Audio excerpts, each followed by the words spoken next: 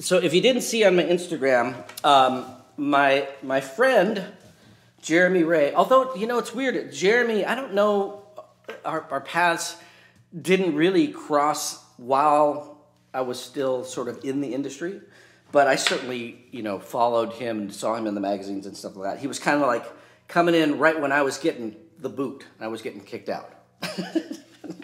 Kicked out by progression. That's just how it is, you know, changing of the guard. But Jeremy and his brother Jonas, and Jeremy and his family tune in almost every Sunday here on the Lockdown Luau. And so we kind of, you know, chat back and forth here and that, sending messages. And you know, one day he sends me a message, hey, give me your address, I want to send you something. I'm like, okay. And he sends me this, and I will kind of like hold it up a little bit. This Jeremy Ray board. So he's taken it and he's kind of like hand-drawn things on it, and a nice message to me, and you know, and the Jonas, the Ray brothers there, and they're both just incredible skateboarders too. So, you know, and yeah, so this kind of stuff, this is why I'm doing this. This is really what it's all about. It's all about the love and friendship and family, the family that is skateboarding. Even though we may not have been at the same contest in the same era, there's that brotherhood of skateboarders that really we're always tied together, and so we always are sending the positivity back and forth with each other. And I so love this board. Thank you, Jeremy Ray, for sending this to me. It really means so much more than you could even know. But so I wanted to share this with all of you because I'm so excited, and it's actually going to go in here in the music room above the closet of gear, so I will get to see it every time I'm in here, and I'm excited to get that up. For now, it's on display. So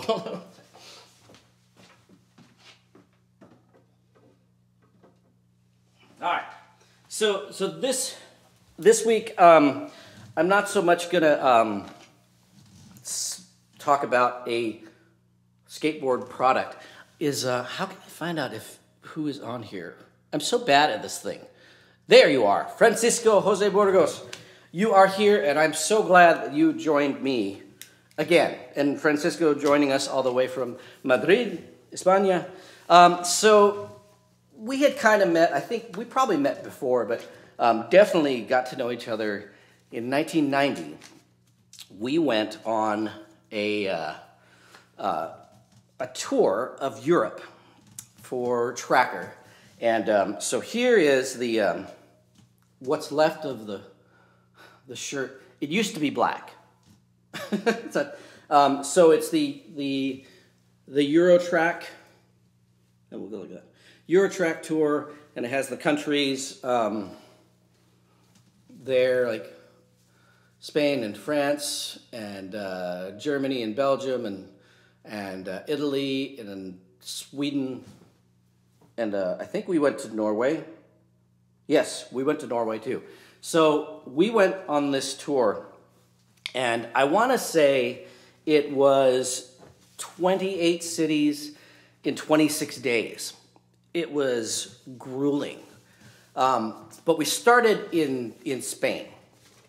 And so we flew in, and the first day we were just kind of trying to get our bearings, but by the second day it was kind of on. And so Francisco was our connection at the very beginning of the tour.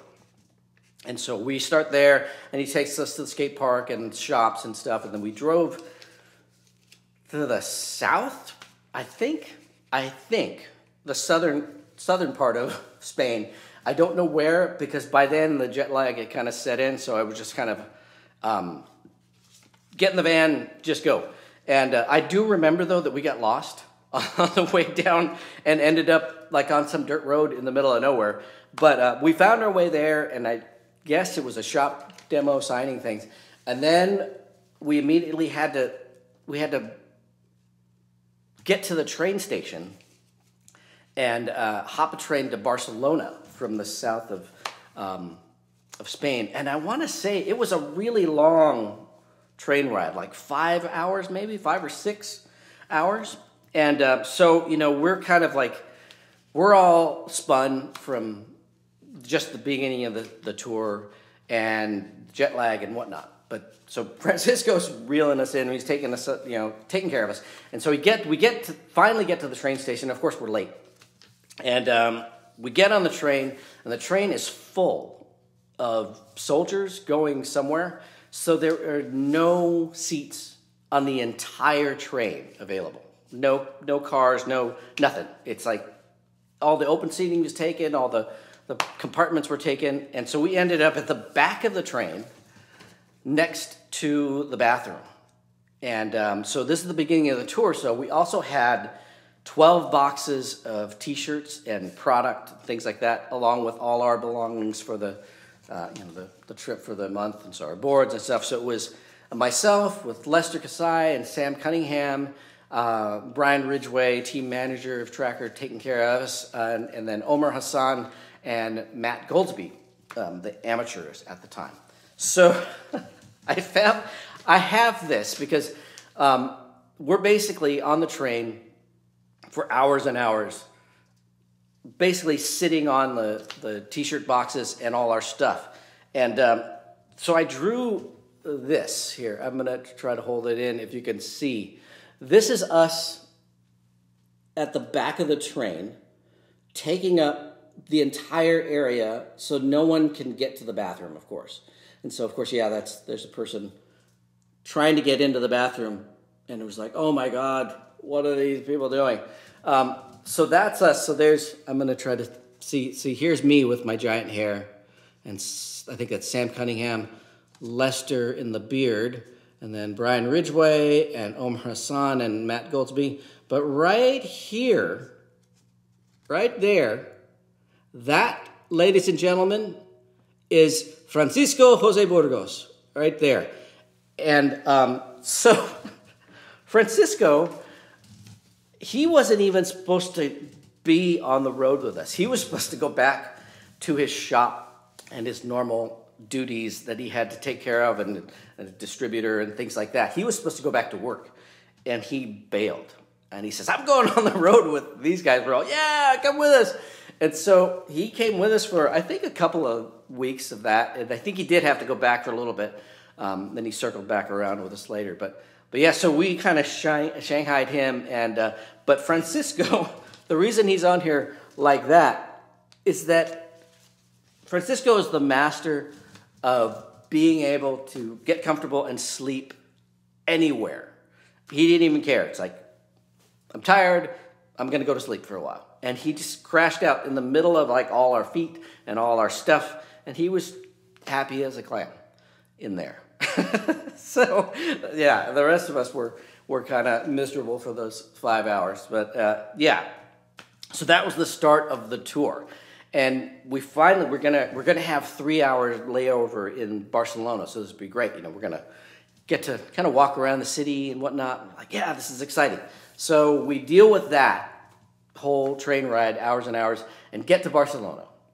And we can't wait to just get out and stretch our legs. And me, I'm like, I got to go to the bathroom. And so I kind of bolt, just get out of there. Kind of right as I was leaving, Lester and Omar Hassan kind of hop out on the platform, and they hop on their boards, and Omar does this little like board slide on a bench. And the bench is kind of smashed, so it's kind of just low to the ground, and he kind of just like does a board slide, and you know, we don't think anything of it. And I of course just I'm going to find the restroom. So I just go find the restroom, and I come back and I see Sam Cunningham sitting kind of just up against the fence at the platforms, and everybody else is gone. I'm like, well, what's going on? Where is everybody? And so it turns out that a railroad security guard guy saw Omar do the board slide on the bench, and immediately comes running over and says, hey, you broke this bench, you're arrested. So he arrests everybody else in the group, except for Sam and me, because I wasn't there. And they get hauled off to the Barcelona train station jail. And and I don't even know where that is. I'm like, I don't know where they are. And Sam Cunningham was just so out of it. He's like, I don't know. And he was just like sitting down. He's like, I'm just going to stay here because I don't want to get lost. I don't want anybody to leave me, so I'm going to wait here. I'm like, okay. And I kind of like am just kind of walking around, seeing if I can find anybody. And I can't. And eventually I just end up sitting with Sam again, with just putting my headphones on. The good old Walkman, saving my sanity there.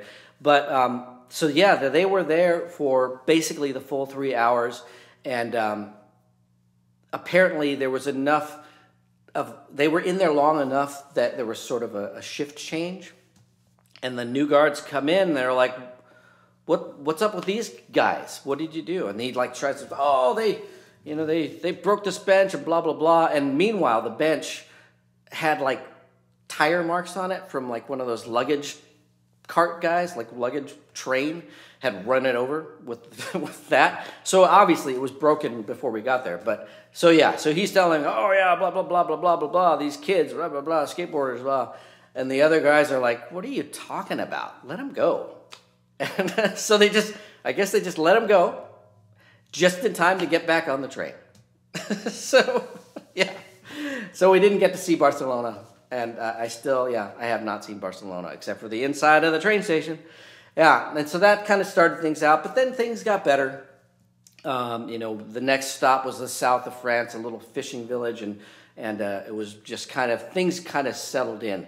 Although it was pretty hectic because we were definitely go with so many things, and I don't even remember where we ended up after that. I do know that we ended up in Marseille in the south of France, and the demo ramp, I think it's where the current Marseille skate park is, but at the time it was just this mini ramp and this weird old bowl from the 70s. But there was this little gate that we couldn't get the van through. It was like they didn't want like big vehicles to get through there, I guess. And it was weird because there's like really just kind of low fence and then this one gate keeping cars out. I'm like, okay, so we get our stuff out, and they park the van on the street, and we go do our demo, and of course we come back, and the van's been broken into, and my bag got stolen, and Lester's bag got stolen, including his passport, and so yada, yada, yada. Had to get a passport. I had like half my clothes gone, and I think my knee pads were in there. So I had elbow pads, but no knee pads. No, all my pads were gone. So I had to get pads at the next shop. Anyway, that's kind of how the tour was, sort of up and down, but it was really great. We definitely got to see lots of friends and lots of people, just amazing things to see. But the real kicker is that we end the tour basically back in Germany for the infamous Titus Skates Munster Mastership, kind of a world event. And so we go to that contest. And immediately after that contest, we all, I think seriously, everyone in the contest at Munster is piled onto these two like touring buses, and we are taken to another contest in the French Alps at the Grand Bornand. And aside from the very drunk bus drivers, it was pretty cool. Yes. I think I've got... Jacob Rosenberg. Hey, how are you? I'm missing some people, but because I'm yammering and I'm running out of time already. But anyway, so we end up in the French Alps, the Grand Bornand,